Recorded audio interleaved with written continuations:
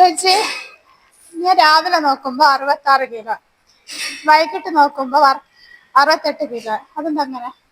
ഇതിന്റെ അത് ഇപ്പൊ നോക്കിയപ്പോ 68 കിലോ. ഓക്കെ, നീ രാവിലെ ഉറങ്ങി എഴുന്നേറ്റ പാടായിരിക്കില്ലേ വെയിറ്റ് ചെക്ക് ചെയ്തിട്ടുണ്ടാവുക. അപ്പൊ 66 kg ആണ് കാണിച്ചത്. അത് കഴിഞ്ഞ് നീ മോർണിംഗ് ബ്രേക്ക്ഫാസ്റ്റ് കഴിച്ചു, ലഞ്ച് കഴിച്ചു, സ്നാക്സ് കഴിച്ചു.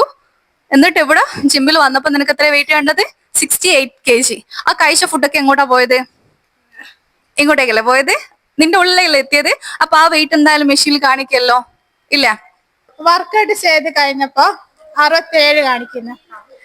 ഇപ്പൊ പോവാൻ നേരം 68 കാണിക്കുന്നു. അതെന്താ അങ്ങനെ? വർക്കൗട്ട് ചെയ്തപ്പോ നീ നന്നായിട്ട് വർക്കൗട്ട് ചെയ്യുന്നത് ഞാൻ ഇവിടുന്ന് കണ്ടായിരുന്നു. നന്നായിട്ട് വേർത്തൊഴുകിയിട്ടാണ് നീ വർക്കൗട്ട് ചെയ്തത്. 68 kg അകത്ത് ഒരു 67 ആയല്ലേ? അപ്പൊ നീ ഈ ഇടയ്ക്കിടയ്ക്ക് എന്തിനാ വെയിറ്റ് ചെക്ക് ചെയ്യാൻ പോകുന്നത്? അത് കഴിഞ്ഞിട്ട് വർക്കൗട്ട് ഒക്കെ ഫിനിഷ് ആയപ്പോ നീ 1 ലിറ്ററോളം വെള്ളം കുടിക്കുന്നത് ഞാൻ കണ്ടല്ലോ. അത്രയും വെള്ളം കുടിച്ചപ്പോ അത്രയും വാട്ടർ നിന്റെ ഉള്ളിൽ എത്തിയില്ലേ? അപ്പൊ വീണ്ടും എന്തായി? നീ 68 kg തന്നെ വന്നു. നിന്റെ അത് നോക്കിയ അതേ വെയിറ്റിലേക്ക് തന്നെ വന്നു. നിനക്കറിയാം നമ്മുടെ ശരീരത്തിൽ 80% വാട്ടർ ആണ് ഉള്ളത്. ഏറ്റവും കൂടുതൽ ഹോൾഡ് ചെയ്യുന്നത് ശരീരത്തിലെ വാട്ടറാണ്. അപ്പൊ ചിലവർക്ക് വെയിറ്റ് 1 കിലോ 2 കിലോ അങ്ങോട്ടും ഇങ്ങോട്ടും കുറഞ്ഞിരിക്കും. അത് വാട്ടർ ലോസിന്റെ കാരണം കൊണ്ടാണ്. വാട്ടർ ഫ്ലക്ച്വേഷൻ നമ്മുടെ ശരീരത്തിൽ നടക്കുന്നത് കൊണ്ടാണ്. ഓക്കെ, ഇനി എന്തെങ്കിലും ഡൗട്ട് ഉണ്ടോ? ഇനി എന്താ ചെയ്യണ്ടേ?